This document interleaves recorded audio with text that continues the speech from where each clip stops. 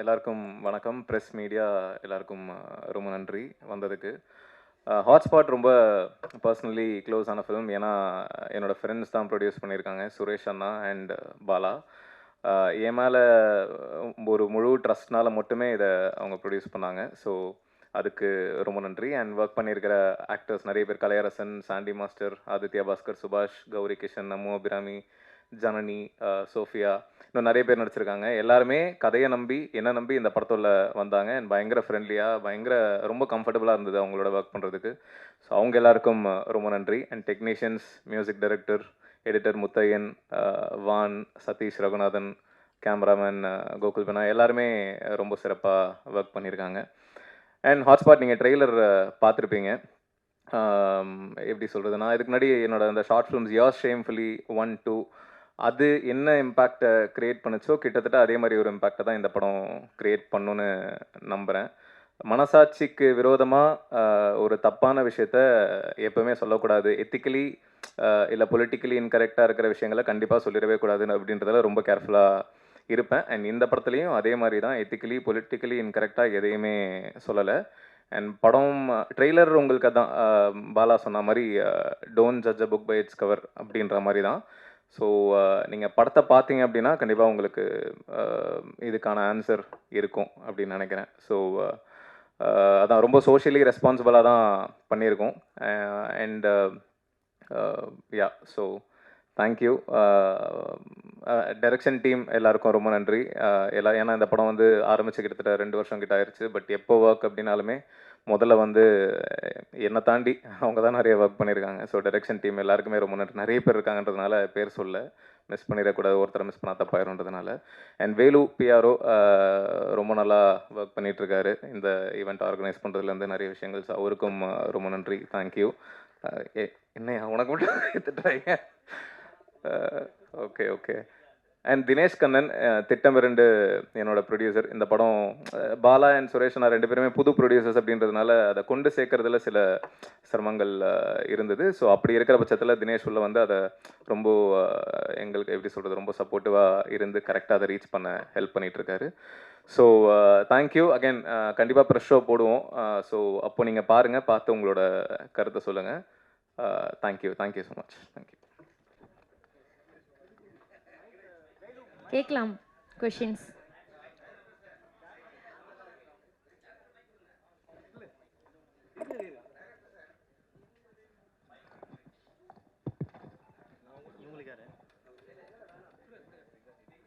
Director, ட்ரைலரில் ஒன்று சொல்கிறீங்க, இந்த சாண்டி மாஸ்டர் ஸ்டோரி ஒன்று சொல்லியிருக்கீங்க. சொல்லுங்கள் சார். ட்ரைலரில் ஒன்று காமிச்சிருக்கீங்க, படம் பார்த்தா தான் ஃபுல்லாக புரியும். பட் இருந்தாலும் அந்த இடத்துல அந்த டைலாக் வச்சுருக்கீங்க, அதாவது குரங்குங்க வந்து ரிலேஷன்ஷிப். ஸோ நாமளும் அப்படி தான் அதுலேருந்து தான் வந்தோம் அப்படின்ற மாதிரி கனெக்ட் ஆகுது. ஸோ அப்போ நாமளும் நம்ம வச்சுக்கலாமா அப்படின்ற மாதிரி தோணுது. ஓகே, அப்படி நீங்கள் அதை எடுத்துக்கிறீங்க. இல்லை கேட்குறேன், நீங்கள் சொல்ல வந்தது இதானா? இல்லை, அதான் நான் சொல்லலைல்ல. ட்ரெய்லரில் வெறும் அந்த வாக்கியம் மட்டும்தான் இருக்குது. குரங்குகள் தான் கூட பிறந்த அப்படின்ற அந்த வாக்கியம் மட்டும்தான் இருக்குது. ஸோ அதனால நாமளும் வச்சுக்கலாம் அப்படின்றத நான் சொல்லவே இல்லை. அதான் நீங்கள் படம் பார்த்தீங்கன்னா புரியும். அதில் இருக்கிற ஒரு கேரக்டருக்கு வர ஒரு கேள்வி தான் அது. அது என்ன கான்டெக்ட்ல எதனால அப்படின்றது இப்போ நான் ரிவீல் பண்ணால் கதையை ரிவீல் பண்ணுற மாதிரி ஆயிரும். பட் அகைன் முன்னாடி சொன்ன மாதிரி கண்டிப்பாக சோஷியலி இர்ரெஸ்பான்சிபிளாக தப்பாக இருக்காது. அதுக்கு நான் 100% கேரண்டி. இல்லை, இன்னொன்று, கலையரசன் வந்து அந்த குழந்தை வந்து ட்ரெஸ் பண்ணிட்டு வந்து நிற்கும். ஸோ நிற்கும் போதும் டேடி நான் செக்ஸியாக இருக்கேனா பாரு அப்படின்னு சொல்லும். ஒரு குழந்தை அந்த அவங்களுடைய வாயிலேருந்து அந்த வார்த்தை வர்றது எவ்வளோ பெரிய வார்த்தை அப்படின்றது உங்களுக்கு தெரியும். ஆமாம், இதை நான் இந்த இடத்துல ரெஜிஸ்டர் பண்ண விரும்புகிறேன். இந்த குழந்தைய வச்சு அந்த குழந்தைக்கு வந்து நாங்கள் ஷூட் பண்ணும்போது 8 வயசோ 9 வயசோ அப்படின்னு நினைக்கிறேன். ரஷ்லாம் எங்கள் கிட்ட இருக்குது, ஃபுல் ப்ரூஃபும் இருக்குது. குழந்தைய வச்சு ஷூட் பண்ணது எதுவுமே நாங்கள் தப்பாக ஷூட் பண்ணல. ஒரிஜினல் ரஷ்ல அந்த பொண்ணு வந்து அப்பா நான் அழகாக இருக்கேனா அப்படி தான் கேட்டிருப்பா. அதே மாதிரி ஆனால் மேட்ரு பண்ணுறதா என்னன்னா அப்படின்னு கேட்டதில் ஒரிஜினல் ரஷ்ல ஆனால் தமிழ் சினிமானா என்னன்னா அப்படி தான் கேட்டிருப்பா. அந்த குழந்தைக்கு டப் பண்ணது எல்லாமே இந்த படத்தில் பிரகிருத்தின்னு ஒரு அசிஸ்டன்ட் டைரக்டர் ஒர்க் பண்ணாங்க. அவங்க தான் அந்த குழந்தைக்கு டப் பண்ணியிருக்காங்க. அவங்களுக்கு பிரகிருதிக்கு 24 25 வயசு இருக்கும்னு நினைக்கிறேன் அவங்க டப் பண்ணும்போது. ஸோ அந்த குழந்தை வாய்ஸ் குழந்தை மாதிரி அவங்க தான் டப் பண்ணியிருக்காங்க. ஸோ அதுக்கு விஷுவல் ப்ரூஃப் எல்லாமே எங்ககிட்ட இருக்குது, ரஷ்ஷும் இருக்குது. ஸோ நீங்கள் காட்டணும் அப்படின்னா ப்ரெஸ்ஸுக்கு காட்டுறதுக்கும் ரெடியாக இருக்கும். இல்லை, உங்கள் சைட்லேருந்து பார்க்கும்பொழுது இங்கே வந்து ஒருவேளை செக்ஸ் எஜுகேஷன் சரியா இல்லை இவங்களுக்கு. இல்லை, இந்த குழந்தை கேட்குறா எல்லாமே வந்துருச்சு. ஸோ எல்லாமே பார்க்க ஆரம்பிச்சாச்சு. ஸோ ஒருவேளை இதனால இந்த படத்தை காட்ட வந்திருக்கீங்களா? எப்படி புரியுது? பொதுமக்களுக்கு பொதுவாகவே ஒரு செக்ஸ் எஜுகேஷன் கிடையாது. ஸோ பாலியல் பலாத்காரம் நிறைய வந்துருச்சு, அதுக்கு சட்டம் கிட்டம் எக்கச்சக்கம் வந்துச்சு. ஸோ அதுக்காக இந்த படம் எடுக்கப்பட்டு அந்த குழந்தை கதையை கேட்குறீங்களா? இல்லை, குழந்தை கதை அது ஒரு பார்ட் ஆஃப் த கதை அப்படின்னு சொல்லலாம். ஆனால் நம்ம சொசைட்டியில் நிறைய நடந்துட்டு இருக்கிற ஒரு விஷயம், அதை பெருசாக இது வரைக்கும் யாருமே டிஸ்கஸ் பண்ணல. ஆனால் கண்டிப்பாக நீங்கள் படம் பார்த்தீங்கன்னா புரியும். ஆமாம் இல்லை, இதை பற்றி நீங்கள் யோசிச்சிருக்கலாம், உங்களுக்கு கோவம் இருந்திருக்கலாம், இல்லைனா உங்களுக்கு தெரியாமலே நீங்கள் அதை பார்த்துட்டு இருக்கலாம், என்கரேஜ் பண்ணிட்டு இருக்கலாம். அந்த மாதிரி விஷயத்தை தான் அந்த கதை டிஸ்கஸ் பண்ணிருக்கு. அந்த கதை ரொம்ப ரொம்ப முக்கியமான கதை. கலையரசன் நடிச்சிருக்கிற அந்த குழந்தைய பற்றின கதை வந்து ரொம்ப ரொம்ப முக்கியமான. சென்சாரில் படத்தை பார்த்துட்டு பயங்கரமாக அந்த கதையை அப்ரிஷியேட் பண்ணாங்க. ஒரு 5 பேர் பார்த்தாங்க. என்கிட்ட சொன்னவர் வந்து 5 போர்ட் மெம்பர்ஸுமே இந்த கதை ரொம்ப ரொம்ப நல்லா இருக்கு, சொசைட்டிக்கு இப்போ இது ரொம்ப தேவையான படம், அதுக்கு நான் உங்களை அப்ரிஷியேட் பண்றேன் அப்படின்னு சொன்னாங்க. ஸோ நீங்க பாருங்க, பார்த்தீங்கன்னா உங்களுக்கு புரியும்னு நினைக்கிறேன். இதுல ஸ்டோரி சொன்ன உடனே யார் ஃபர்ஸ்ட் பயந்தாங்க? சொல்லுங்க சார். ஆமா சார்.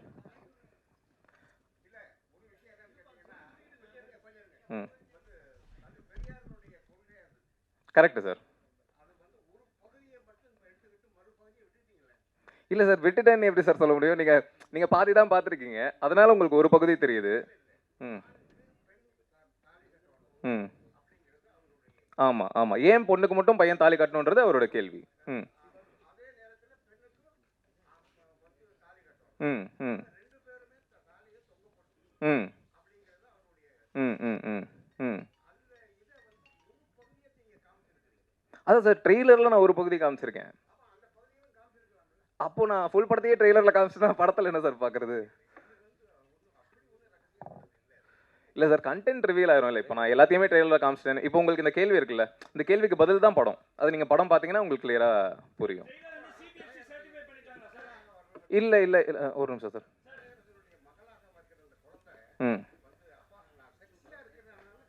ஆமாம் சார். சார் அது நீங்கள் படம் பார்த்தீங்கன்னா புரியும். அதான் சொல்கிறேனே, அந்த கதை ரொம்ப ரொம்ப முக்கியமான கதை, அது நீங்கள் பார்த்தீங்கன்னா உங்களுக்கு புரியும். சார் இப்போ நீங்கள் ஒரு விஷயம் சொல்ல வரீங்க சார். சார் இங்கே பாருங்க சார். இல்லை சார், இல்லை, ட்ரெய்லர் சென்சார் கிடையாது சார்.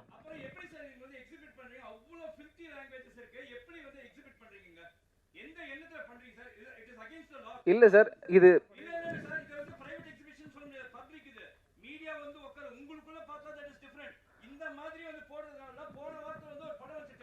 இல்லை சார், கரெக்டு தான் சார்.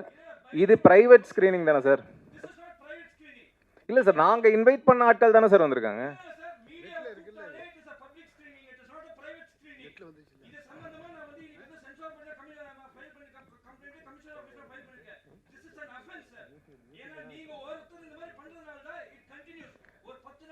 இல்லை சார், அதான் சொல்கிறேன் சார், நீங்கள் படம் பார்த்தீங்கன்னா உங்களுக்கு புரியும்.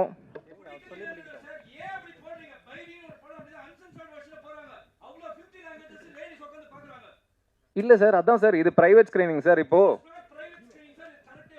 நாங்கள் தானே சார் இன்வைட் பண்ணியிருக்கோம்.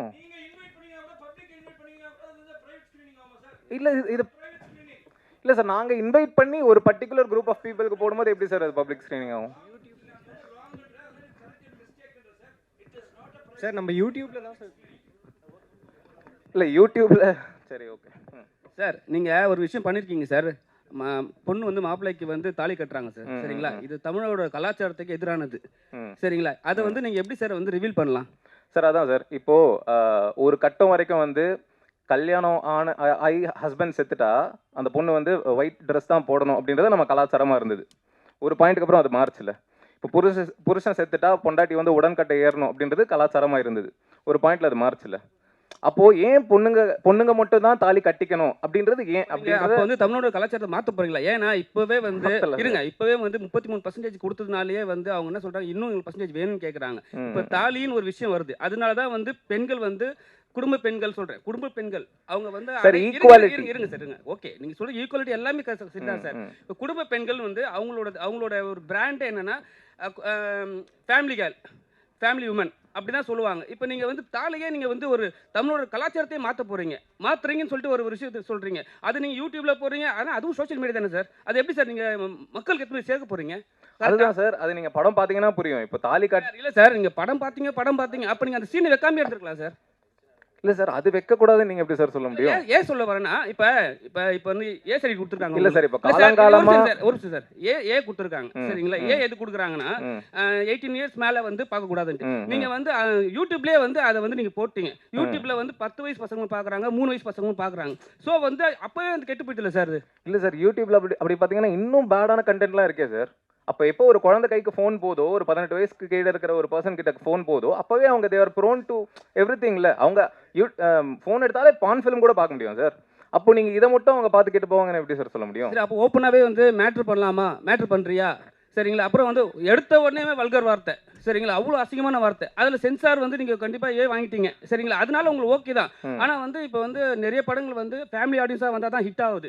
சரிங்களா? இப்போ இவங்க வாங்கிட்ட பிறகு 18 இயர்ஸ்க்குள்ள மேலே இருந்து தான் வர முடியும். எப்படி சார் உங்கள் ஃபேமிலி ஆடியன்ஸ் வந்து வருவாங்க? சார் அததான் இதில் கிளியராக போட்டிருக்கேன். And adults only film for family audience and youth தான் போட்டிருக்கோம். அதை என்ன மீன் பண்ணுறோம் அப்படின்னா, குழந்தைங்க இந்த படத்தை பார்க்கக்கூடாது, இது குழந்தைங்களுக்கான படம் கிடையாது. ஆனால் குழந்தைங்களை பெற்ற அப்பா அம்மாக்கள் இருக்காங்கல்ல, அவங்க எல்லாரும் கண்டிப்பாக பார்க்கணும். அதை தான் இதை மீன் பண்ணி. அவங்களும் ஃபேமிலி தானே சார். ஒரு கல்யாணம் ஆன ஒரு புருஷன் முன்னாடி ஃபேமிலி தானே. குழந்தையோட வந்தால் தான் ஃபேமிலின்னு அர்த்தம் கிடையாதுல்ல. ஒரு 45 வயசுல இருக்கிற ஒரு ஹஸ்பண்ட் ஒய்ஃப் ஃபேமிலி தானே. அதை மீன் பண்ணி தான் ஃபேமிலி ஆடியன்ஸ்னு சொல்கிறோம். குழந்தைங்க பார்க்கக்கூடாதுன்றதுனால தான் ஏ சர்டிஃபிகேட். சொல்லுங்கள் சார்.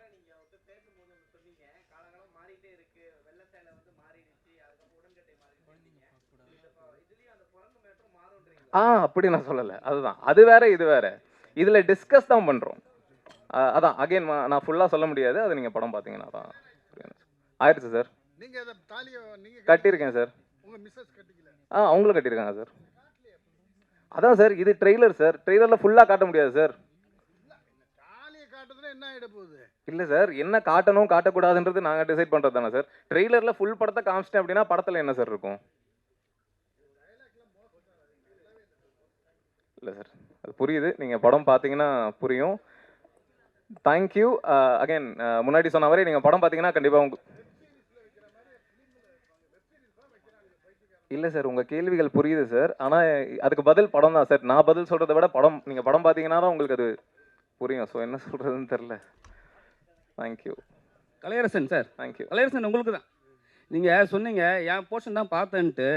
ஏன்னா இப்போ வந்து ஒரு நல்ல வளர்ந்து வர ஆக்டர் நீங்கள். இப்போ வந்து இது மாதிரி ஒரு கண்டென்ட் வந்து டேரக்டர் உங்ககிட்ட சொல்லுவாங்க. சொன்ன உடனே சில பேர் வந்து ஹீரோயினே சொன்னாங்க, ஃபஸ்ட்டு நான் வந்து கதை கேட்டேன், எனக்கு பிடிக்கல, அதுக்கப்புறம் ரெண்டாவது சொல்லி ஓகே பண்ணுன்னு சொன்னாங்க. இப்போ நீங்கள் வந்து உங்கள் சப்ஜெக்ட் தான் மட்டும் தான் பார்த்துருக்கீங்க. இப்போ வந்து கலையரசனுக்கு ஒரு பேர் இருக்குது. சரிங்களா? இது மாதிரி சப்ஜெக்டில் வந்து ஒரு கலையரசன் உள்ளே வரும்போது அடுத்தடுத்த கட்டத்தில் வந்து உங்களை வந்து இது மாதிரி ஸ்டோரியிலேயே வந்து கூப்பிடாங்களே தவிர அடுத்த கட்டத்துக்கு நீங்கள் மேலே ஏற முடியுமா?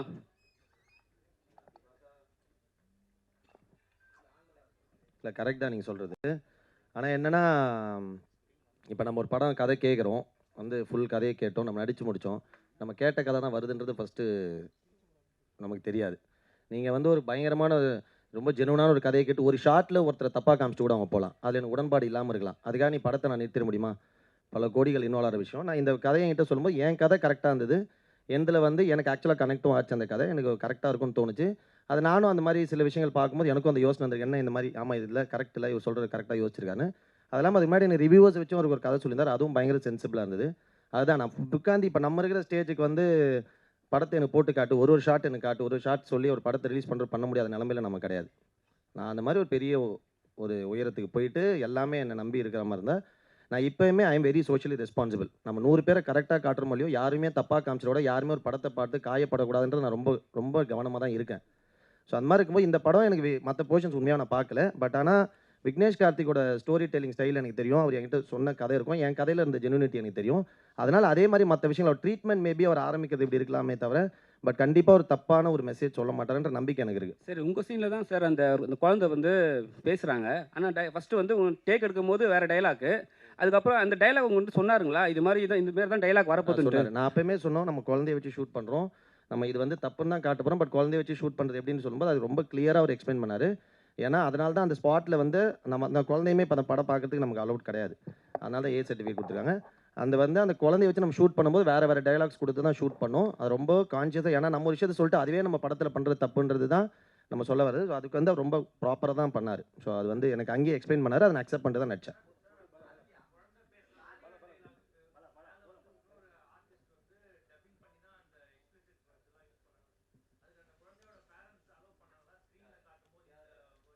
இல்லை அங்கே நம்ம சொல்லவே இல்லை அவங்ககிட்ட நம்ம இதுதான் வரப்போகுதுன்னு சொல்லிட்டு. அவங்ககிட்ட வந்து நம்ம இது ரன்னிங் பேரண்ட்ஸுக்கு தெரியும், பட் ஆனால் அங்கே வந்து குழந்தைக்கு தெரியாதுன்னு நான் சொல்கிறேன்.